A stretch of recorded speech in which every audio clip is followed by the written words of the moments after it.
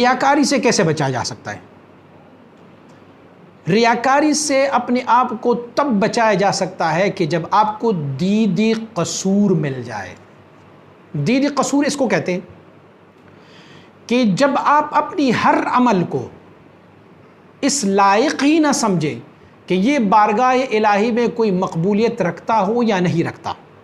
مجد الفسانی رحمۃ اللہ تعالی فرماتے ہیں معرفت خداوندی اس بندے پر حرام ہو جو اپنے آپ کو ذوقاً کافر فرنگ سے بھی بدتر تصور نہ کرے، اپنے آپ کو سب سے کمتر تصور کریں، نچلا تصور کریں، سب سے ضعیف تصور کریں، سب سے کمزور تصور کریں، تو تب جا کے ریاکاری سے بندہ بچ جاتا ہے۔ اور ریاکاری کے بالمقابلے میں ایک دولت اور ہے، اگر وہ دولت حاصل کریں تو ریاکاری ختم ہو جاتی ہے۔ وہ کیا ہے؟ اخلاص کی دولت۔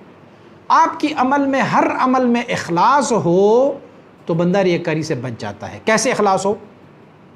مثلا اگر آپ پڑھنا چاہیں تو یہ پڑھنے کو رضائے الہی کے لیے، سونا چاہیں گے تو رضائے الہی کے لیے، کسی سے ملنا چاہیں تو رضائے الہی کے لیے، دشمنی کرنی چاہیں تو رضائے الہی کے لیے، دوستی کرنا چاہیں تو رضائے الہی کے لیے، کھائیں تو رضائے الہی کے لیے، پئیں تو رضائے الہی کے لیے، چلے تو رضائے الہی کے لیے، آپ کا ہر عمل اخلاص سے بھرپور ہو تو بندہ ریاکاری سے بچ جاتا ہے۔ دوسرا چیپٹر، ریاکاری میں سب سے زیادہ عمل دخل جو ہے وہ شیطان اور نفس کا ہے۔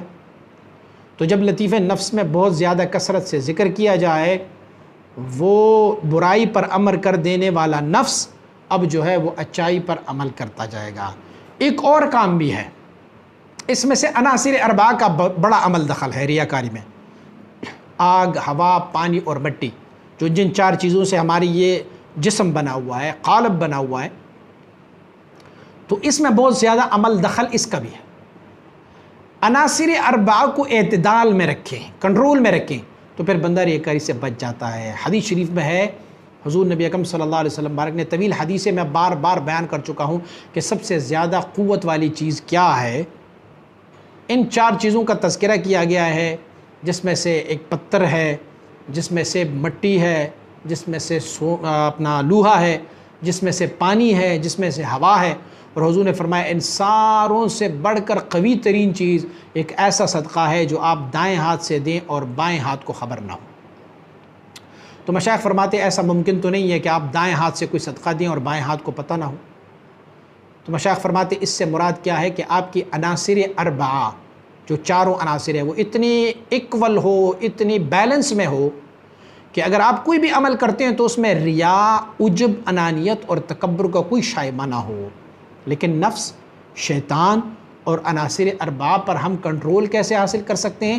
یہ کامل مکمل شیخ کی صحبت اور ان کی نگاہ اور ان کی توجہ کی وجہ سے حاصل کیا جا سکتا ہے۔